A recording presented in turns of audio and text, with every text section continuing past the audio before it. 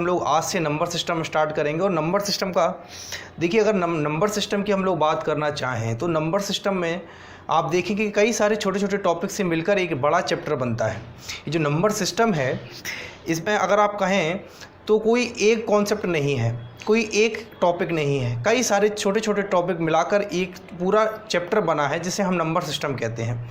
जैसे divisibility rule की हम लोग बात कर लें, रिमाइंडर फाइंड आउट करना हो इनकी बात कर लें, नंबर ऑफ़ डिजिट की बात कर लें, नंबर ऑफ़ जीरो की बात कर लें, तो ये जो सब सारी चीज़ें होती हैं, ये सारे छोटे छोटे कॉन्सेप्ट मिलाकर पूरा एक टॉपिक बनता है जिसको हम कहते हैं नंबर सिस्टम। ठीक है, तो आज हम लोग जो स्टार्ट करेंगे, पहला पार्ट है, पहले पार्ट से हम लोग आज स्टार्ट करेंगे। आज हम लोग रिमाइंडर थ्योरम के बारे में चर्चा करेंगे। बहुत ही इंपॉर्टेंट टॉपिक होता है ये एग्ज़ाम में, चाहे एसएससी एग्ज़ाम हो, चाहे कोई भी स्टेट लेवल का एग्ज़ाम हो, सभी एग्ज़ाम में रिमाइंडर थ्योरम से 100% क्वेश्चंस बनते हैं।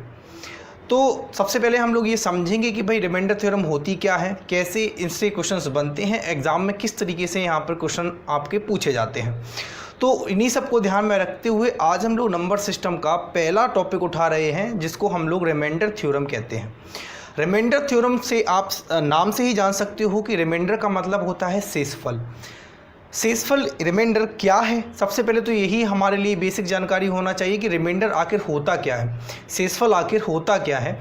तो पहले हम लोग इसकी चर्चा कर लेते हैं, फिर हम लोग धीरे धीरे क्रम वाइज हम लोग आगे बढ़ेंगे, अपने डिफ़िकल्टी लेवल को आगे आगे बढ़ाते चलेंगे। लेकिन आप ये कहें कि हम पहले ही स्टेप में बड़ा क्वेश्चन करने लगे तो वो कोई ज्ञान की बात नहीं है, कोई सेंस वाली बात नहीं है।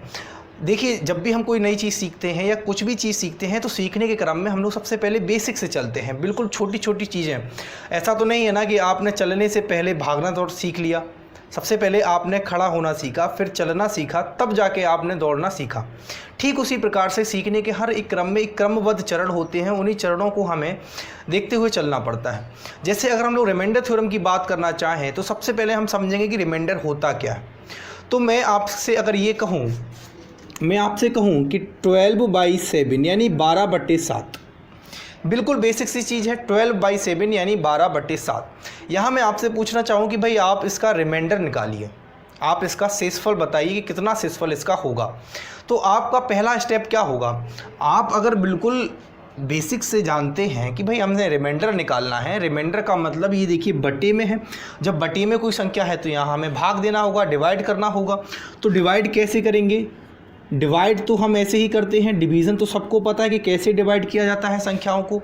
तो अगर मैं 7 से 12 में भाग देना चाहूँ तो आप बताइए कितने बार टेबल पढ़ूँ कि ये 12 से कट जाए, नहीं तो 12 के समथिंग कोई नंबर हमें मिले। तो एक बार टेबल पढ़ने पर, यानी कि 7 1 जा 7, 7 1 जा 7 होता है। तो बताइए कितना शेषफल मिलेगा आपको यहाँ पे, 5। मैंने क्यों ये शेषफल बोला है, क्योंकि आप देख सकते हो कि 5 जो है वो 7 से छोटा नंबर है। आप देख सकते हो कि 5 जो है वो 7 से कैसा नंबर है, छोटा नंबर है। छोटा नंबर होने के कारण ये कभी भी डिवाइड नहीं हो सकता, यानी 7 की टेबल में कभी भी 5 नहीं आ सकता। ठीक है, तो यहाँ से दो चीज़ें निकल के आती हैं।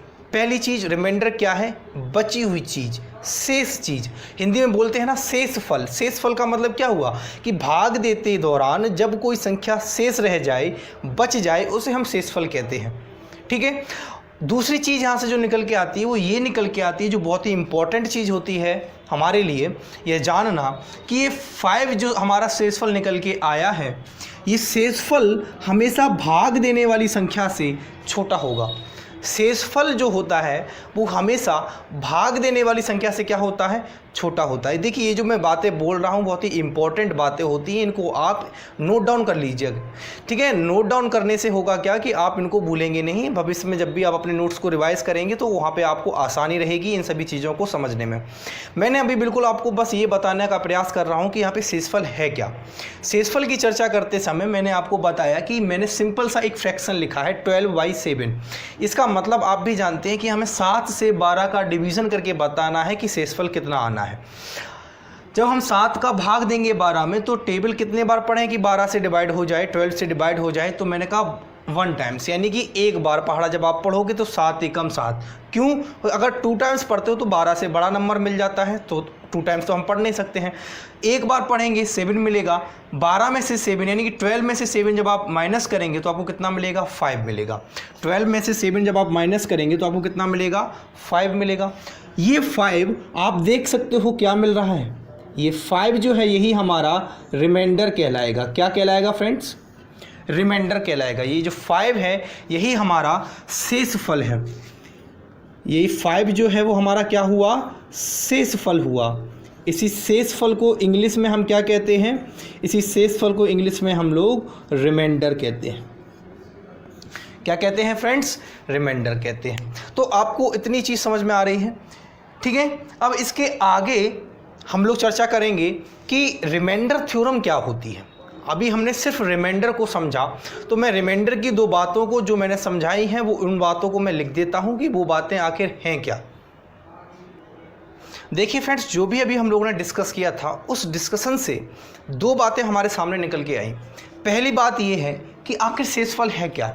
शेषफल की अगर हम लोग बात करना चाहें कि भाग देने के दौरान बची हुई संख्या, यानी जब आप डिवाइड करते हैं, डिवीज़न करते हैं और डिवीज़न के दौरान जो लास्ट में जो संख्या बचती है, जो लास्ट में नंबर हमारे पास बचता है, चाहे वो 0 हो, 0 भी आखिर क्या कहलाएगा। जब कोई संख्या आपकी पूरी से पूरी कट जाती है, पूरी डिवाइड हो जाती है भाग देने के दौरान, तो जो 0 बचता है आपका, वो भी आपका रिमाइंडर ही है, वो भी आपका शेषफल ही है। ठीक उसी प्रकार से मैंने कहा है कि भाग देने के दौरान बची हुई जो संख्या है उस संख्या को हम लोग शेषफल कहते हैं, रिमाइंडर कहते हैं। दूसरा पॉइंट यहाँ से उठ के आता है कि शेषफल हमेशा भाग देने वाली संख्या से छोटा होता है। ये हमेशा पहचान होती है कि जो शेषफल होगा हमेशा भाग देने वाली संख्या से छोटा होना चाहिए। शेषफल कभी भी भाग देने वाली संख्या से बड़ा नहीं हो सकता है। अगर बड़ा आपको कोई संख्या मिल रही है तो वो शेषफल नहीं है, वहाँ आप एक बार फिर से भाग दीजिए, ठीक है ना। तो ये जो 2 बातें हैं जो बहुत ही अहम बातें हैं, जो आपके माइंड में आपको पता होनी चाहिए, बिल्कुल बेसिक सी चीज़ें हैं। अब हम लोग समझेंगे यहाँ पे कि आखिर रिमाइंडर थ्योरम है क्या और इसको कैसे अप्लाइड हम लोग करते हैं, ठीक है फ्रेंड्स। देखिए फ्रेंड्स, अभी हम लोगों ने जो बात की थी वो शेषफल के बारे में चर्चा की थी। अब मैंने आपके सामने ये जो लिखा हुआ है वही फ्रैक्शन लिखा हुआ है जिसकी हम लोगों ने चर्चा की थी।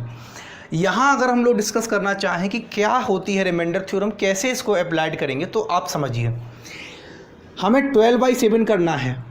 हमें क्या करना है, 12/7 करना है, यानी कि 7 से 12 में भाग देना है और फिर बताना है कि यहाँ पे क्या रिमाइंडर आएगा। तो ये करने के लिए हम यहाँ से बचना चाह रहे हैं कि हमें डिवाइड ना करना पड़े, यानी हमें पूरा भाग ना देना पड़े। हम इस चीज़ को कैसे माइंड में कैलकुलेट कर लें, वो हमारे लिए सबसे अहम बात होती है। क्योंकि अगर आपको एग्ज़ाम में ऐसे टाइप के क्वेश्चंस देखने को मिलते हैं तो वहाँ पे आपके समय का अभाव होने के कारण, समय की कमी होने के कारण हमें सारी कैलकुलेशन माइंड में करनी पड़ती है। तो जो कैलकुलेशन हम माइंड में कर लेते हैं उससे एग्ज़ाम में हमें बहुत फ़ायदा मिलता है कि वो हमारे लिए कैलकुलेटिव क्वेश्चंस भी सिंपल हो जाते हैं और हम ईजिली उनको विद इन सेकेंड सॉल्व कर सकते हैं। ठीक उसी प्रकार से अगर हम यहाँ पे चर्चा करना चाहें कि क्या होती है रिमाइंडर थ्योरम, इसको कैसे अप्लाइड करते हैं, तो वो आप लोग समझिए।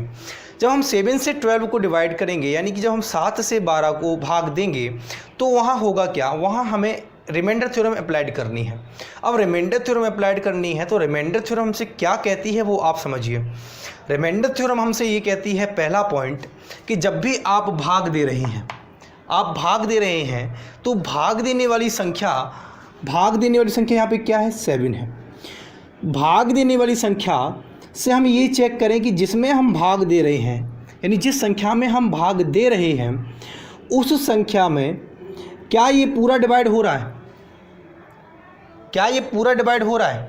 देखिए आप 7 से 12 को अगर हम लोग डिवाइड करें तो क्या ये पूरा डिवाइड हो रहा है, नहीं। अगर ये पूरा डिवाइड हो जाता तो रिमाइंडर हमें 0 मिलता, लेकिन ये पूरा डिवाइड नहीं हो रहा है तो यहाँ तो कुछ रिमाइंडर मिलेगा। तो हमसे यही रिमाइंडर थ्योरम कहती है कि आप 7 की टेबल पढ़ना स्टार्ट कीजिए और 12 से वह जस्ट छोटा नंबर बताइए जो 7 की टेबल में आता हो। आप 7 की टेबल पढ़ना स्टार्ट कीजिए और 12 से जस्ट छोटा नंबर जो 7 की टेबल में आता हो वो हमें बताइए कितना होगा। तो आप कहेंगे कि 7 1 जा 7 और 7 2 जा 14, 7 2 जा 14, और तो 14 12 से बड़ा हुआ है छोटा हुआ, 14 तो 12 से बड़ा हो गया, जबकि मैंने चर्चा की है कि हमें यहाँ पे 12 से जस्ट छोटा नंबर चाहिए। तो हम कहेंगे कि इसको हम सिर्फ एक बार टेबल पढ़ें, सिर्फ एक बार 7 की टेबल पढ़ोगे तो हमें 7 मिलेगा। ठीक है, तो 7 जब मिलेगा तो आप बताइए 7 से 12 कितना बड़ा है, 7 से 12 कितना बड़ा है? तो आप कहेंगे 5 बड़ा है, 5 बड़ा है। कितना ग्रेटर है? 5 ग्रेटर है। ग्रेटर का मतलब हुआ एक्स्ट्रा है। एक्स्ट्रा को हम किससे दिखाते हैं? पॉजिटिव साइन से दिखाते हैं, ठीक है ना। और कितना एक्स्ट्रा है? 5 एक्स्ट्रा है। ये बात समझ में आ रही है? बिल्कुल बेसिक सी चीज़ मैं बता रहा हूँ कि रिमाइंडर थ्योरम हमसे ये कहती है कि जब हम भाग देते हैं तो भाग देने वाली संख्या से जस्ट छोटा नंबर हम देखते हैं कि उसके टेबल में आ रहा है या नहीं। तो जो नंबर आ रहा है उससे चेक करते हैं कि वो कितना बड़ा है। ठीक है, तो मैं यहाँ पे देखा कि 7 1 जा 7, 7 से ये कितना बड़ा है? 12, 5 टाइम्स, यानी कि 5 बड़ा है। तो +5 हो गया, बड़ा है तो प्लस। अब दूसरी चर्चा हमसे ये कहता है, दूसरा पॉइंट हमसे रिमाइंडर थ्योरम ये कहता है कि अब 7 की टेबल पढ़िए और 12 से जस्ट बड़ा नंबर बताइए जो 7 की टेबल में आता हो। 12 से जस्ट बड़ा नंबर जो 7 की टेबल में आता हो। तो आप कहेंगे 7 2 जा 14, 7 2 जा 14। 14 12 से कितना बड़ा है? 14 12 से कितना बड़ा है? 2 बड़ा है, 2 बड़ा है। लेकिन अगर मैं यही चर्चा ऐसे कहूँ कि 12 14 से कितना छोटा है, तो आप कहेंगे 2, यानी कि 2 छोटा है। और छोटे को दिखाने के लिए आप कौन सा सिंबल यूज़ करते हो? माइनस का। बात समझ में आ रही है? जैसे जब आप परसेंटेज पढ़ते हो, प्रॉफिट लॉस पढ़ते हो, तो वहाँ आप रेशियो मेथड जब लगाते हो तो आप कहते हो कि अगर लाभ है तो प्लस, हानि है तो माइनस। ठीक उसी प्रकार से कहते हैं कि अगर संख्या बढ़ रही है यानी इंक्रीज हो रही है तो प्लस, और डिक्रीज हो रही है तो माइनस। ठीक उसी प्रकार से हम यहाँ कह रहे हैं कि अगर 12 बड़ा है किसी से तो प्लस और छोटा है किसी से तो माइनस। तो मैंने क्या कहा? मैंने 2 बातें कही, बस इन्हीं 2 बातों को आपको याद रखना है। यही रिमाइंडर थ्योरम है। रिमाइंडर थ्योरम को अप्लाई करते समय सिर्फ इन्हीं 2 बातों को आपको हमेशा याद रखना है कि जब हम 7 का 12 में डिवाइड करेंगे तो 7 का 12 में डिवाइड करते समय पहले तो हम ये चेक करेंगे कि 7 की टेबल पढ़ें और 7 की टेबल में एक ऐसा नंबर ढूंढें जो 12 से जस्ट छोटा हो। तो मैंने कहा 7 बन जा 7। तो अब हम ये देखेंगे कि 12 से 7 कितना छोटा है? 5, यानी कि 12 7 से कितना बड़ा है? 5 बड़ा है तो +5 हो गया, बड़ा है ना तो प्लस हो गया। अब 12 से जस्ट बड़ा नंबर जो 7 से डिवाइड हो जाए तो 14, तो कितना टाइम्स? तो हम कहेंगे 7 2 जा 14 होता है। तो ये 2 क्या है? 12 जो है 14 से 2 कम है। 12 14 से क्या है? 2 कम है। कम का मतलब हुआ माइनस। तो हमारे सामने अब ये जो +5 और -2 लिखे हुए हैं ये कुछ नहीं, सिर्फ रिमाइंडर है। बात समझ में आ रही है? यहाँ पे +5 और -2 जो लिखा हुआ है वो और कुछ नहीं, रिमाइंडर हैं। किसके रिमाइंडर हैं? कि जब हम 7 से 12 में डिवाइड करेंगे तो हमें +5 या -2 रिमाइंडर मिलेगा, शेषफल मिलेगा। लेकिन ध्यान रखने वाली बात जो है वो ये है कि रिमाइंडर कभी भी नेगेटिव नहीं होता है। मतलब जब भी आप आंसर देंगे रिमाइंडर का तो फाइनली जो आपका आंसर होगा वो हमेशा पॉजिटिव वाला माना जाएगा। यानी इसका आंसर की हम लोग बात करना चाहें तो हमेशा 5 ही होगा। आप -2 इसका रिमाइंडर आंसर में नहीं कह सकते हैं कि -2 इसका आंसर होगा। बात समझ में आ रही है? लेकिन रिमाइंडर इसके 2 होते हैं, एक +5, एक -2। सिंपल सी चीज़, आपको बस 2 बातें याद रखनी थी जो मैंने आपको बता दी कि एक बार आपको देखना है कम, ठीक है, कितना कम है, और एक बार आपको देखना है कितना ज़्यादा है। ठीक है, तो वो आपको देखना होता है कि जब आप टेबल पढ़ेंगे तो टेबल पढ़ते समय भाग देने वाली संख्या और जिसमें आप भाग दे रहे हैं बस उन्हीं को हमें देखना होता है। बाकी आप देख सकते हो कि आपके सामने 2 रिमाइंडर निकल के आए हैं, एक +5 और एक -2। एक +5 निकल के आया है और एक -2 निकल के आया है। अगर मैं कुछ देर के लिए ये कहूँ कि आप इन चिन्ह को, इन सिंबल को भूल जाओ, अगर मैं कुछ देर के लिए आपसे ये कहूँ कि आप इन सिंबल्स को भूल जाओ, ये जो नंबर के आगे जो सिंबल लगे हुए हैं, जो चिन्ह लगे हुए हैं, इनको आप भूल जाओ, तो आप इन 2 संख्याओं को जब आप जोड़ेंगे तो देखिए 5 और 2 क्या होगा? 5 और 2 क्या होगा? मैंने कहा अभी कुछ देर के लिए आप सिंबल को भूल जाइए, तब आप बताइए 5 और 2 को ऐड करने पर आपको कितना मिलेगा? 7। 5 और 2 को ऐड करने पर क्या कितना मिलेगा, 7 मिलेगा। अब माइंड में स्टूडेंट्स की दो बातें आती हैं। जब जैसे ही मैंने ये बताया कि आपका आंसर हमेशा प्लस में होता है, नेगेटिव का आंसर कभी माना नहीं जाता है, तो आपकी तुरंत माइंड में ये बात आएगी कि फिर आप माइनस के बारे में डिस्कशन क्यों कर रहे हैं। देखिए, माइनस के बारे में डिस्कशन हम लोग इसलिए कर रहे हैं कि अभी तो हम लोग बिल्कुल बेसिक से रिमाइंडर थ्योरम को सीख रहे हैं। जब इस पर क्वेश्चंस आते हैं तो बहुत ही कैलकुलेटिव क्वेश्चंस आने लगते हैं, जहां इनटू होता है, ठीक है ना, और पावर्स होती हैं। तो इनटू और पावर्स के केस में होता कुछ इस तरीके से है कि वहाँ पर हम फिर ये देखते हैं कि जब हम इनटू कर रहे हैं तो वहाँ पर ये देखते हैं किस तरीके से हमें छोटी छोटी संख्याएँ मिले, यानी जब हम रिमाइंडर निकालें तो हमें जो रिमाइंडर मिले वो छोटे छोटे नंबर्स मिले। अब वो वहाँ पे ये डिपेंड नहीं करता है कि वो छोटे नंबर्स आपके नेगेटिव हैं या पॉजिटिव हैं, वहाँ पे सिर्फ डिपेंड ये करता है कि आपके नंबर्स जो हैं वो छोटे छोटे मिले। क्योंकि जब आप उनको इनटू करेंगे या जब उनकी आप पावर करेंगे तो वहाँ पे आपको कैलकुलेशन में दिक्कत ना हो। क्योंकि अगर आपने बड़ी बड़ी संख्याएं ले ली, बड़े बड़े रिमाइंडर्स ले लिए पॉजिटिव होने के कारण, तो वहाँ पर सिर्फ इतना ही होगा। उसका ड्रॉबैक ये हो जाएगा कि आपके लिए वो कैलकुलेटिव बन जाएगा, ठीक है। तो ये छोटी छोटी बातें हैं जो हमारे कैलकुलेशन के लिए भी हमें याद करके चलनी पड़ती हैं। उसी लिए मैं आपको कह रहा हूँ कि आपको यहाँ पे माइनस के बारे में भी समझना पड़ेगा, ठीक है। बाकी इस पर जब मैं क्वेश्चंस कराऊंगा तो आप वहाँ पे और डीपली समझेंगे कि क्यों हम माइनस के बारे में चर्चा कर रहे थे। अभी यहाँ पे आप देखिए, मैंने जो डिस्कस कराया आपको वो चीज़ें समझ में आ चुकी होंगी, ऐसी मेरी आशा है। अभी तक जो हमने स्टेप किए हैं वो आपको समझ में आ चुके होंगे। मैंने कहा कि मैंने अभी लास्ट बात जो बताई है आपको वो ये बताई है कि जब 5 और 2 के सामने के सिंबल्स को कुछ देर के लिए भूल जाएं और इन 5 और 2 को ऐड करें तो वो हमें 7 ही मिल रहा है। तो इससे एक चीज़ ये निकल के आती है, कि अगर आपको कोई एक रिमाइंडर पता है, कोई एक रिमाइंडर अगर आपको पता है तो आप दूसरा रिमाइंडर आसानी से निकाल सकते हैं बिना ये कैलकुलेशन किए। कैसे?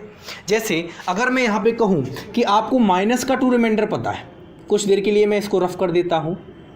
जैसे मैं आपसे कहूँ कि आपको माइनस का 2 रिमाइंडर पता है, आप प्लस का रिमाइंडर बताइए कितना होगा। मैंने ये क्या बोला है कि आपको कुछ देर की मैं ये कह रहा हूँ कि आपको माइनस का 2 रिमाइंडर पता है, आप प्लस का रिमाइंडर बताइए। तो एक तरीका तो मैंने बताया है आपको कम ज़्यादा वाला। अगर मैं उसको छोड़ के मैं ये कहना चाहूँ कि आपको माइनस का 2 पता है तो आप यहाँ बताइए प्लस में कितना रिमाइंडर होगा। तो आप कहेंगे कि चूँकि दोनों रिमाइंडर का सम तो 7 ही होना है, चूँकि दोनों रिमाइंडर का सम कितना होना है, 7 ही होना है, ये भी मैंने डिस्कस कराया था। इसलिए जब ये माइनस का 2 है तो क्या होना चाहिए यहाँ पे रिमाइंडर, प्लस का 5, तभी तो होगा 7 इनका सम। बात समझ में आ रही है? कितनी इंपॉर्टेंट बात हो जाती है ये आपके लिए कि फिर आपको ये चीज़ चेक नहीं करनी पड़ेगी कौन ज़्यादा कौन कम, ठीक है। कौन ज़्यादा कौन कम वो मैंने आपको बिल्कुल अच्छी तरीके से समझा दिया है कि अगर ज़्यादा है तो प्लस, कम है तो माइनस, क्योंकि कमी माइनस को दिखाती है और अधिकता प्लस को दिखाती है। इंक्रीज़ हो रहा है तो प्लस और डिक्रीज़ हो रहा है तो माइनस। ये दो चीज़ें आपको समझ में आ गई तो यही है रिमाइंडर थ्योरम, ठीक है। मान के चलिए अगर आपका रिमाइंडर, आप ये कहें कि नहीं सर रिमाइंडर मेरा माइनस का 2 है, मैं इसी को लेके चलूँगा, लेकिन आंसर आप बताइए कैसे अब मैं पॉजिटिव करूँ रिमाइंडर को, ठीक है। कि माइनस का 2 जो रिमाइंडर निकला है मैं इसी को लेके चलूँगा, लेकिन आंसर अब आप बताइए कैसे ये पॉजिटिव होगा। तो जब भी आप ये मान के चलिए कि अगर आपको माइनस का रिमाइंडर आ रहा है और आप पॉजिटिव रिमाइंडर बताना चाह रहे हो तो आप कर दीजिए कि जिससे आप भाग दे रहे हैं उससे उस रिमाइंडर को माइनस कर दीजिए, तो आपको जो रिमाइंडर मिलेगा वो प्लस का रिमाइंडर मिलेगा और वही हमारा आंसर हो जाएगा। ये दो बातें आपको समझ में आ रही होंगी। अब हम करते क्या हैं, अब हम इनको थोड़ा समझते हैं। एक दो क्वेश्चंस जब हम करेंगे, एक दो क्वेश्चंस में जब हम रिमाइंडर निकालेंगे तब आपको आसानी से ये माइंड में चीज़ें बैठने लगेंगी कि आखिर रिमाइंडर थ्योरम है क्या और इसको अप्लाइड हम कैसे करें, ठीक है फ्रेंड्स। देखिए फ्रेंड्स, डिस्कशन करने के लिए, केवल समझने के लिए कि हमने जो अभी समझा है वो आपको और पक्का करने के लिए मैं इन दो क्वेश्चंस को या भी और एक दो क्वेश्चंस को सिर्फ आपको बताऊंगा कि कैसे रिमाइंडर हम लोग फाइंड आउट करते हैं रिमाइंडर थ्योरम लगा के। रिमाइंडर थ्योरम मैंने अभी आपको समझाई है, बस उसी को हमने थोड़ा प्रैक्टिस करना है। देखिए 13/7 की बात करें, यहाँ पे आपको रिमाइंडर निकालना है। बताइए कि रिमाइंडर क्या होगा। तो चूंकि ये छोटे नंबर्स हैं, आप बिल्कुल आसानी से भाग दे के भी बता सकते हो कि सर यहाँ पे क्या रिमाइंडर आने वाला है, ठीक है फ्रेंड्स। लेकिन यहाँ अगर मैं रिमाइंडर थ्योरम अप्लाइड करना चाहूँ, क्योंकि मुद्दा जो है वो रिमाइंडर थ्योरम का है, रिमाइंडर थ्योरम हमारे लिए बहुत इंपॉर्टेंट हो जाएगी जब मैं अभी आपको अच्छे से अच्छे क्वेश्चन जब मैं कराऊंगा जो एग्जाम में पूछे जाते हैं, वहाँ आप रिमाइंडर थ्योरम के कॉन्सेप्ट को समझेंगे कि कितना इंपॉर्टेंट है हमारे लिए रिमाइंडर थ्योरम को जानना। तो मैं कह रहा हूँ कि 7 से आपको 13 को डिवाइड करना है। आप क्या करेंगे, पहला काम तो ये कि 13 से वह छोटा नंबर, 13 से वह जस्ट छोटा नंबर जो 7 की टेबल में आता हो, तो हम कहेंगे 7 बन जा 7।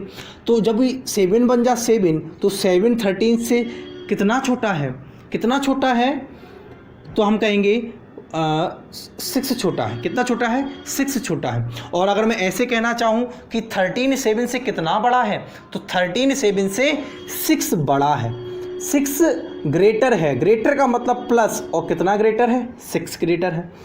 अब मैं दूसरी तरफ ये कहना चाह रहा हूँ कि 13 से जस्ट बड़ा नंबर, 13 से जस्ट बड़ा नंबर जो 7 की टेबल में आता हो, तो हम कहेंगे 7 2 जा 14।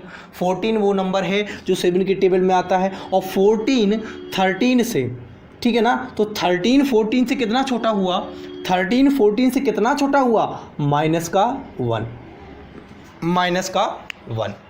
ये बात समझ में आई। तो पॉजिटिव रिमाइंडर की बात करें तो +6 है, नेगेटिव रिमाइंडर की बात करें तो -1 है। आंसर जो होगा इसका वो 6 ही होगा, ठीक है। माइनस को लेके चलेंगे तो आप आंसर क्या कहेंगे, 7 - 1 = 6, 6 हमारा आंसर है। तो आप समझ रहे हो कि कैसे हमें रिमाइंडर थ्योरम को अप्लाइड करना है, और ये रिमाइंडर थ्योरम एक्चुअल में है क्या। ये चीज़ें आपको आसानी से समझ में आ रही होंगी, क्योंकि मैं बहुत ही धीरे चल रहा हूँ, बिल्कुल एक एक चीज़ आपको बताते हुए चल रहा हूँ। जैसे मैं आपसे कहूँ, कुछ भी ले लीजिए, जैसे मैं आपसे कहूँ 35/9, ये मैं कहता हूँ कि 35/9 है, इसमें आप रिमाइंडर बताइए। एक तरीका तो सिंपल है, हम ये कह सकते हैं कि भाई 9 का 35 में डिवीज़न कर दो, जो भी शेष नंबर मिले, जो भी नंबर आपको मिले एंड में, वही आपका रिमाइंडर हो जाएगा। लेकिन मैं यहाँ पे रिमाइंडर थ्योरम लगाना चाह रहा हूँ। तो जब आप रिमाइंडर थ्योरम लगाना चाह रहे हैं, तो रिमाइंडर थ्योरम से हमसे सिर्फ 2 बातें कहती हैं, उन्हीं 2 बातों को आपको हमेशा याद रखना है। पहली बात कि 35 से जस्ट छोटा नंबर जो 9 की टेबल में आता हो, तो हम कहेंगे 27, ठीक है ना। 9 3 जा 27, 27 वह नंबर है जो 9 की टेबल में आता है और जो 35 से जस्ट छोटा नंबर है, तो हम कहेंगे 27 35।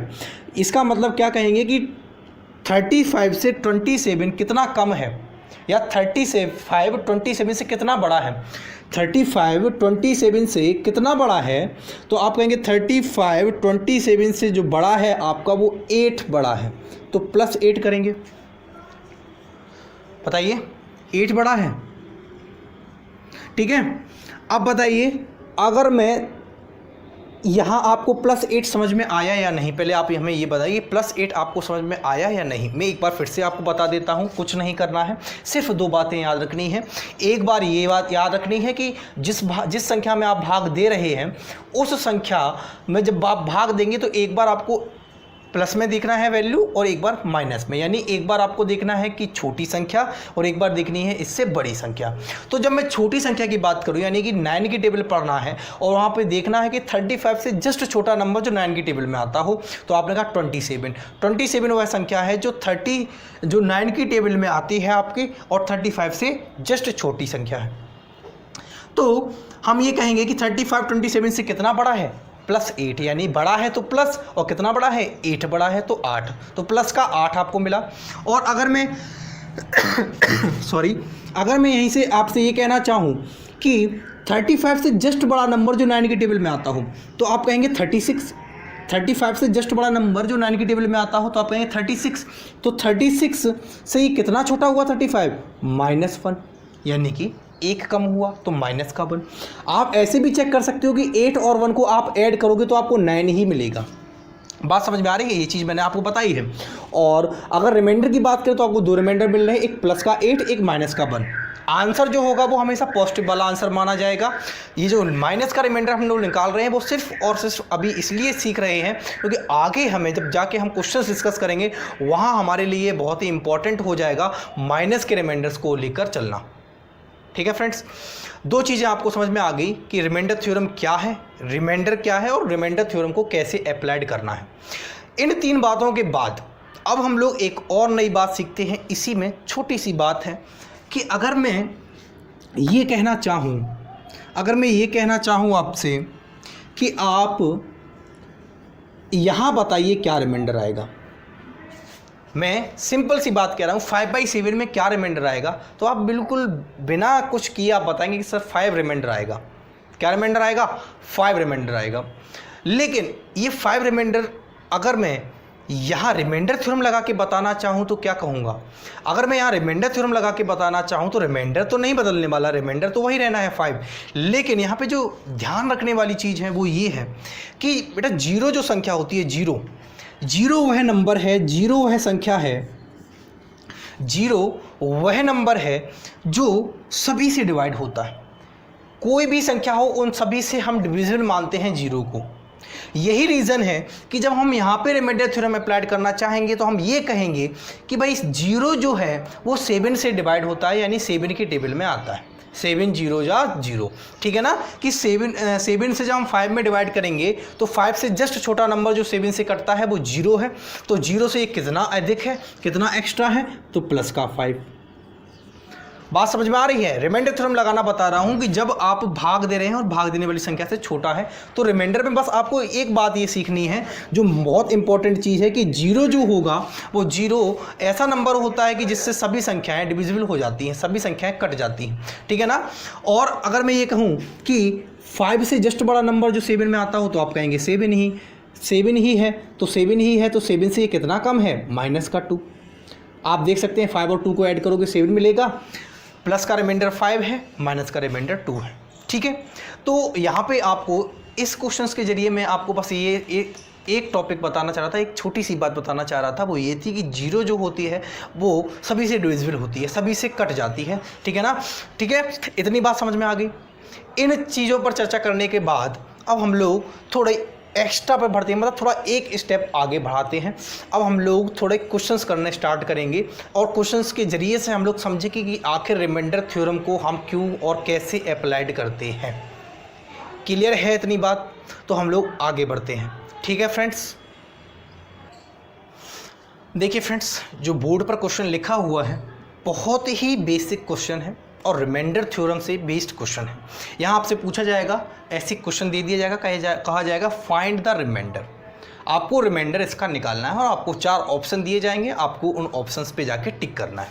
लेकिन अब पहली बार जब आप इस क्वेश्चंस को देखेंगे जहां आपने रिमाइंडर थ्योरम नहीं पढ़ी है, वहां आप क्या कर रहे होंगे, वहां आप ये समझ रहे होंगे कि भाई 43 का सबसे पहले 58 में क्या किया जाए, मल्टीप्लिकेशन किया जाए, क्योंकि यहाँ तो वही दिख रहा है। यहाँ पे तो क्वेश्चन में बोर्ड में जो लिखा हुआ है वहाँ तो ये साफ साफ कह रहा है आपसे कि 43 का 58 में आप मल्टीप्लिकेशन कीजिए, फिर जो संख्या मिले आपको उसमें आप 8 से डिवाइड कीजिए और फिर आप बताइए कि क्या रिमाइंडर होगा।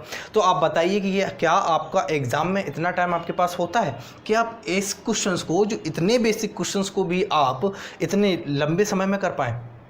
ठीक है, तो इतना टाइम हमारे पास नहीं होता है, तो यहीं पर हमारे लिए क्या कॉन्सेप्ट हेल्प करता है, रिमाइंडर थ्योरम हेल्प करती है। रिमाइंडर थ्योरम हमसे ये कहती है कि जब आपको रिमाइंडर निकालना है तो फिर चीज़ें चाहे प्लस में हो चाहे इनटू में हो, वहाँ होता कुछ इस तरीके से है कि हम अलग अलग यानी सेपरेट रिमाइंडर निकाल लेते हैं। अगर चीज़ें प्लस में हैं तो हम रिमाइंडर को प्लस कर लेते हैं और अगर चीज़ें इनटू में हैं तो हम रिमाइंडर को इनटू कर लेते हैं। बात समझ रहे हो? मैं ये कहना चाह रहा हूँ, सिंपल सी बात, अगर मैं इसको एल्जेब्रिक मैटर में लिखना चाहूँ कि मान के चलिए एक संख्या A है, एक संख्या B है। अगर मैं इन दोनों का मल्टीप्लिकेशन करके C से डिवाइड करना चाहूँ, ठीक है, तो यहाँ मुझे बताना है कि क्या रिमाइंडर होगा। तो अब आपके पास 2 तरीके हैं। एक बेसिक तरीका तो हमसे ये कहता है कि सबसे पहले तो A इंटू B कर लो, फिर C से डिवाइड कर दो। जबकि हमसे रिमाइंडर थ्योरम ये कहती है कि आप A/C करें, यहाँ जो रिमाइंडर मिले उसको आप लिख लें, और B/C करें, यहाँ जो रिमाइंडर मिले उसको आप लिख लें, और इन दोनों के रिमाइंडर को आप क्या कर लें, इनटू कर लें। तब भी जो हमें रिमाइंडर मिलेगा वो रिमाइंडर हमारा वही होगा जो आप यहाँ सिंपल इनटू करके डिवीज़न करके निकालेंगे। बात समझ में आ रही है? इतनी बात क्लियर हो रही है कि मैं क्या कहना चाह रहा हूँ, रिमाइंडर थ्योरम हमसे क्या कहती है। अगर यही प्लस की बात करना चाहूँ तो प्लस में भी सेम वही चीज़ होगी कि आप अलग अलग यानी सेपरेट इनको डिवाइड करके रिमाइंडर निकाल लीजिए।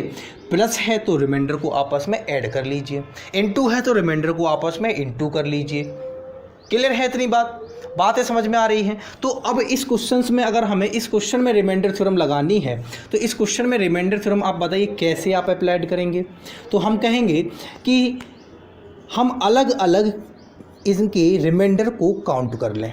क्या कर लें? अलग अलग इनके रिमाइंडर को हम लोग निकाल लें। तो अगर मैं 43 में 8 से डिवाइड करता हूं और रिमाइंडर निकालता हूं और हमें रिमाइंडर थ्योरम अप्लाइड करनी है तो हम ये कहेंगे कि रिमाइंडर थ्योरम से ये कहते हैं कि 43 से जस्ट छोटा नंबर जो 8 की टेबल में आता हो वो होगा आपका 40। 8 5 जा 40। 43 और 40 में आप कहेंगे कि ये 3 बड़ा है, ठीक है ना। 43 40 से कितना बड़ा है? 3 बड़ा है तो प्लस का। ठीक उसी प्रकार से अगर मैं 43 के जस्ट आगे के नंबर बताना चाहूँ जो 8 की टेबल में आता हो तो आप कहेंगे यहाँ हुआ 40 और 8 6 जा 48। 48 और 43 का कंपैरिजन करेंगे तो आप कहेंगे 43 48 से कितना कम है? माइनस का 5 कम है। कितना कम है? 5 कम है। कम है तो माइनस, ठीक है ना, कम है तो माइनस। यानी यहाँ पे 43 का जब आपने 8 से डिवाइड किया और रिमाइंडर थ्योरम लगा के रिमाइंडर बताना चाहा तो रिमाइंडर आपके सामने 2 आए, एक प्लस का 3 और एक माइनस का 5। एक प्लस का 3 आया और एक माइनस का 5 आया, ठीक है। ऐसे ही अगर मैं 58 को 8 से डिवाइड करूँ और रिमाइंडर थ्योरम लगाना चाहूँ तो क्या होगी रिमाइंडर थ्योरम? रिमाइंडर थ्योरम से ये कहती है कि भाई 58 से जस्ट छोटा नंबर जो 8 से डिवाइड हो जाए। तो आप कहेंगे 58 से जस्ट छोटा नंबर तो 56 हुआ ना। 8 7 जा 56। तो अब 56 हुआ तो 56 से ये कितना बड़ा है? आप कहेंगे 2 बड़ा है। 2 बड़ा है तो प्लस का 2। अगला हमसे पॉइंट ये कहता है रिमाइंडर थ्योरम कि 58 से जस्ट बड़ा नंबर जो 8 से कट जाए। तो आप कहेंगे 8 8 जा 64। 64 इसका मतलब ये कितना छोटा हुआ? ये कितना छोटा हुआ? माइनस का 6। कितना छोटा हुआ? माइनस का 6। क्लियर है इतनी बात? तो आप देख सकते हो कि यहाँ पे भी आपको 2 रिमाइंडर मिल रहे हैं, एक प्लस का एक माइनस का, और यहाँ पे भी आपको 2 रिमाइंडर मिल रहे हैं, एक प्लस का एक माइनस का। इतनी बात क्लियर हो रही है कि आपको यहाँ पे भी 2 रिमाइंडर मिल रहे हैं, आपको यहाँ पे भी 2 रिमाइंडर मिल रहे हैं। तो मैं इनको यहाँ पे लिख लेता हूँ कि एक रिमाइंडर तो आ रहा है इसका प्लस का 3 और एक रिमाइंडर आ रहा है माइनस का 5। ठीक उसी प्रकार से इसका एक रिमाइंडर +2 है और एक रिमाइंडर आपका माइनस का 6 है। इतनी बात आपको क्लियर हो चुकी होगी। आइए फ्रेंड्स, हमने चर्चा की थी कि कैसे हम रिमाइंडर थ्योरम अप्लाइड करके यहाँ पे रिमाइंडर निकालेंगे। तो हमने वो काम तो कर लिया। हमने 43 डिवाइड बाई 8 यहाँ पे रिमाइंडर थ्योरम लगा के रिमाइंडर निकाले और 58 में भी 8 से डिवाइड करके रिमाइंडर निकाले। ठीक है, रिमाइंडर की प्रोसेस आपको पता चल चुकी है कि एक रिमाइंडर पॉजिटिव होता है, एक रिमाइंडर नेगेटिव होता है। अगर आपके पास एक रिमाइंडर भी है तो आप वहाँ से नेगेटिव वाला भी निकाल सकते हो, पॉजिटिव वाला भी निकाल सकते हो। कैसे, वो मैंने आपको बता रखा है। ठीक है ना। जैसे मैं ये कहूँ कि अगर आप 43 से 8 को डिवाइड कर रहे हो, एक रिमाइंडर आपके पास +3 है, तो आप बताइए माइनस का कौन सा रिमाइंडर होगा। आप कहेंगे कि भाई 8 और 3, 8 में से 3 आप माइनस कर दीजिए, जो भी बच्चे वो रिमाइंडर निकलेगा। ठीक है ना। क्योंकि एक्चुअल में फाइनली जो होता है वो ये होता है कि दोनों रिमाइंडर को ऐड करने के बाद हमें वही संख्या मिलती है जिससे आप डिवाइड कर रहे हैं। ठीक है, तो आपको रिमाइंडर आपको मिल चुके हैं। एक 43 में डिवाइड करने पर आपको प्लस का 3 माइनस का 5 2 रिमाइंडर मिल रहे हैं। यहाँ पे भी आपको प्लस का 2 माइनस का 6 2 रिमाइंडर मिल रहे हैं। मैं यहाँ पे माइनस का और प्लस का दोनों रिमाइंडर लेके चल रहा हूँ, वो सिर्फ इसलिए कि मैं आपको यहाँ पे बताऊँ कि आखिर माइनस और प्लस का क्या कॉन्सेप्ट होता है। ठीक है ना। क्वेश्चंस आखिर क्यों हम माइनस को यहाँ पे डिस्कस करना चाहते हैं, क्यों हम यहाँ पे माइनस को लेके चलते हैं। देखिए, आप बिल्कुल फ्री हैं, आप इनमें से कोई भी रिमाइंडर लेके कैलकुलेशन कर सकते हैं आगे। जैसे मैं प्लस प्लस के लेना चाहूँ कि इसका +3 इसका +2 लूँगा तो बीच में इंटू है तो 3 × 2 6 हो जाएगा। 6/8 करेंगे तो आपको पता है कि 8 से छोटा नंबर है, इसलिए इसका रिमाइंडर कितना हो जाएगा, 6 ही हो जाएगा। क्योंकि रिमाइंडर तो एट लास्ट आंसर तो हमें पॉजिटिव ही चाहिए होता है ना, तो आंसर आपका 6 हो जाएगा। अगर दूसरी कंडीशन की मैं बात करना चाहूँ, दूसरी कंडीशन हमसे ये कहती है कि प्लस का 3 ले लो और माइनस का 6 ले लो। ये भी तो हो सकता है ना कि इसका प्लस का 3 ले लो, इसका माइनस का 6 ले लो। तो आप कहेंगे कि माइनस का कितना निकल जाएगा, बीच में इंटू है तो आप गुना करोगे तो माइनस का कितना आएगा, 18। माइनस का 18 डिवाइड बाई 8 क्या आ रहा है, माइनस का 18 डिवाइड बाई 8। यही आ रहा है। अब आप यहाँ पे समझिए, यहाँ एक तो आपको माइनस मिल चुका है, साथ ही साथ आप देख सकते हो कि भाग देने वाली संख्या से बड़ी संख्या मिल रही है। इसका मतलब है कि अब हमें यहाँ पे फिर से रिमाइंडर थ्योरम अप्लाइड करनी होगी। तो देखिए, अगर मैं 8 से 18 में भाग करूँ, डिवाइड करूँ और मुझे रिमाइंडर थ्योरम लगाना हो, तो रिमाइंडर थ्योरम से ये कहती है कि 18 से जस्ट छोटा नंबर जो 8 से डिवाइड हो जाए तो 16 हुआ। 16 से ये कितना ज़्यादा है? 16 से ये 2 ज़्यादा है। और अगर मैं यहाँ पे चर्चा करना चाहूँ तो आप कहेंगे कि भाई 24 वो नंबर हुआ जो 18 से बड़ा है, और कितना बड़ा है? माइनस का 6, यानी कि 6 बड़ा है। तो ये 18 कितना छोटा हुआ? 24 से 18 जो छोटा हुआ वो 6 छोटा हुआ, छोटा है तो माइनस का 6। ये दो बातें आपको पता है, अभी हम लोग इन्हीं पर डिस्कस कर रहे हैं। पूरा आधा घंटा हम लोगों ने इन्हीं पर अभी डिस्कशन किया है कि कैसे रिमाइंडर थ्योरम में हम अप्लाइड करते हैं, कैसे प्लस का और कैसे नेगेटिव का हम लोग निकालते हैं। मैं ये कह रहा हूँ कि आप ऐसे भी डायरेक्ट निकाल सकते थे माइनस का, कि जैसे ही आपको पता चला कि ये प्लस का 2 रिमाइंडर है तो आप बताइए माइनस का कितना होगा? 6 होगा। क्यों? क्योंकि 6 और 2 कितना होता है? 8 होता है। 6 और 2 कितना होता है? 8 होता है। अगर मैं ये कहूँ कि माइनस का 6 रिमाइंडर आपको पता है, प्लस का बताइए, तो आप कहते हैं कि 8 आना चाहिए सम, 6 आपको मिल चुका है तो कितना होना चाहिए? 2, क्योंकि 6 और 2 कितना होता है? 8 होता है। ये चीज़ें मैं आपको बता चुका हूँ, ठीक है। अब आप देखिए, अगर मैं यहाँ पे पॉजिटिव रिमाइंडर लेके चलता हूँ तो ड्रॉबैक हो जाएगा। क्या ड्रॉबैक हो जाएगा? कि अगर मैं यहाँ पे पॉजिटिव लेके चलता हूँ तो आप समझ रहे हो यहाँ पे ऑलरेडी एक माइनस लगा हुआ है। जब पहले से एक माइनस लगा हुआ है तो यहाँ पे माइनस का 2 आपको आंसर मिलेगा। और मैंने आपको बताया कि रिमाइंडर कभी भी माइनस में आपका आंसर नहीं होगा, यानी ये चीज़ गलत हो जाएगी। अगर आप आंसर इसको कहते हैं तो ये चीज़ क्या हो गई? गलत हो गई। फिर इसको आपको करेक्ट करना पड़ेगा। क्या करना पड़ेगा? अगले स्टेप में आपको फिर ये कहना पड़ेगा कि 8 - 2 = 6, ये आंसर होगा। तो आप समझ रहे हो कि अगर मैं प्लस का रिमाइंडर लेता हूं तो आपको यहाँ पे एक स्टेप ये एक्स्ट्रा करना पड़ा, ये स्टेप आपको क्या करना पड़ा? एक्स्ट्रा करना पड़ा। लेकिन अगर मैं माइनस का ही रिमाइंडर लेता था, अगर मैं यहाँ पे डायरेक्ट माइनस का रिमाइंडर लेता तो हमें यहाँ पे पता है कि माइनस की प्रॉपर्टी क्या होती है कि माइनस इंटू माइनस क्या हो जाता है? प्लस हो जाता है। तो मुझे यहाँ पे डायरेक्ट पॉजिटिव वैल्यू मिलती क्या? 6। आखिर रिमाइंडर तो 6 ही आना है। आप कोई भी क्रम ले लीजिए, यहाँ पे कोई भी क्रम ले लीजिए, आपका आंसर 6 ही आना है, ठीक है। लेकिन मैं आपको बता रहा हूँ कि अगर आप पॉजिटिव लेते हैं, नेगेटिव लेते हैं तो क्या इफ़ेक्ट पड़ता है कैलकुलेशन पर, क्या इफ़ेक्ट पड़ता है आपके सवाल पर, ठीक है। तो अब देखिए, 2 कॉम्बिनेशन हम लोग डिस्कस कर चुके हैं। तीसरा कॉम्बिनेशन हमसे क्या कहता है कि आप माइनस का 5 प्लस का 2 ले लें, ये आपका होमवर्क है। तीसरा कॉम्बिनेशन आप करके देखेंगे। और चौथा कॉम्बिनेशन हमसे ये कहता है कि आप माइनस का 5 और माइनस का 6 ले लें, ठीक है। आप इनसे कैलकुलेट करके देखना, घर पे आप अपने आराम से बैठकर इनको कैलकुलेट करके देखना, आपका आंसर 6 ही निकल के आएगा। अगर आप एक्चुअल वे में जो मैंने चीज़ें समझाई हैं उन्हीं चीज़ों को लेकर चलेंगे। देखिए, आज हम लोग यहीं पर रखते हैं, इतना ही रखते हैं। आज अगर आप देखेंगे तो स्टार्टिंग है नंबर सिस्टम की। नंबर सिस्टम का हम लोगों ने बिल्कुल ही इम्पॉर्टेंट कॉन्सेप्ट स्टार्ट किया है, वो कॉन्सेप्ट आपका है रिमाइंडर थ्योरम। हमने सिर्फ इस पार्ट में समझा है कि रिमाइंडर होता क्या है और रिमाइंडर थ्योरम को हम कैसे अप्लाइड करते हैं।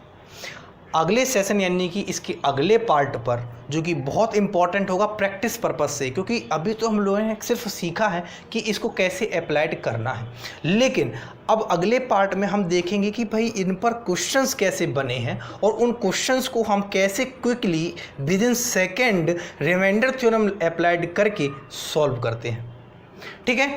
तो वो जानना हमारे लिए बहुत ही आवश्यक होगा, बहुत ही इम्पॉर्टेंट होगा।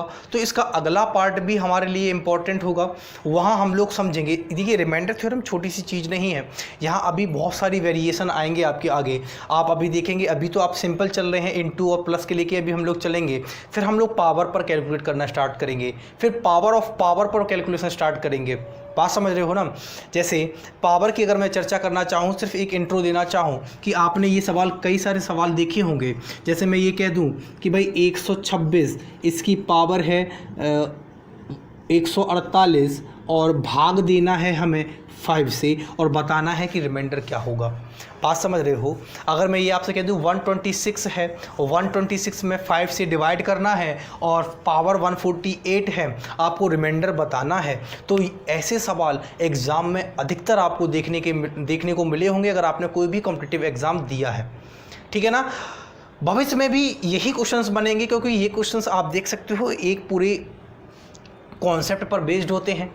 इन क्वेश्चंस को वही इंसान सॉल्व कर सकता है, वही स्टूडेंट सॉल्व कर सकता है जिसने रिमाइंडर थ्योरम को बारीकी से समझा होगा, हर उसके एक एक स्टेप को समझा होगा। ठीक है, तो वही ये क्वेश्चंस को अप्लाइड कर पाएंगे।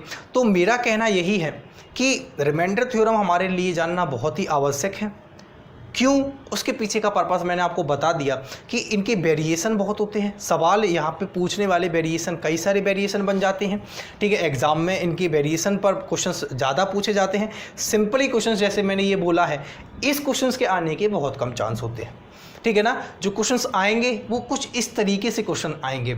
एक क्वेश्चन आपने देखा होगा 32 की पावर 32, ऐसे समथिंग कुछ क्वेश्चंस होते हैं जो पावर वाले क्वेश्चंस होते हैं कि पावर पर पावर चढ़ जाती है, वहाँ पे हमें रिमाइंडर बताना होता है। ठीक है ना? और कुछ थ्योरम्स होती हैं जिनके जरिए, जिनको अप्लाइड करके भी हम लोग रिमाइंडर बताते हैं। तो अभी हमें रिमाइंडर के बारे में बहुत कुछ जानना है, बहुत कुछ सीखना है। ये पहला पार्ट है जिसमें मैंने आपको सिर्फ रिमाइंडर निकालना बताया है। इनके आगे हम लोग क्वेश्चंस को देखेंगे कि किस तरीके से क्वेश्चंस एग्ज़ाम में बनते हैं। तो आप ये मान के चलिए कि आगे आने वाले जितने भी सेशन, जितने भी पार्ट होंगे वो आपके एग्ज़ाम पर्पस को लेकर बहुत ही इंपॉर्टेंट पार्ट होंगे। ठीक है, उनको आपको देखना है, कोई भी पार्ट स्किप नहीं करना है। अगर आप स्किप करते हैं तो आप खुद मान के चलिए कि आपके लिए ये एक खिलवाड़ होगा आपके भविष्य के प्रति। तो आपको सजग रहना है। ठीक है, और आज के लिए हम लोग इतना ही रखते हैं। मिलते हैं अगले सेशन में।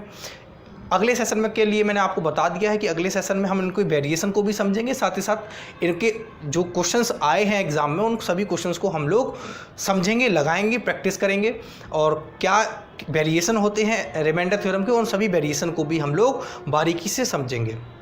आज के लिए हम लोग इतना ही रखते हैं। कमेंट करके ज़रूर बताएं कि आपको ये पार्ट कैसा लगा। कोई चीज़ नहीं समझ में आती है, कोई टेक्निकल खराबी आ रही है तो वो भी हमें आप कमेंट करके माध्यम से बता सकते हैं। बाकी अगर क्लास अच्छी लगती है तो लाइक ज़रूर करें, सब्सक्राइब ज़रूर करें और शेयर करना ना भूलें। तो ठीक है फ्रेंड्स, मैं उमाकांत आपसे विदा लेता हूँ। मिलते हैं अगले सेशन में, तब तक के लिए जय हिंद दोस्तों।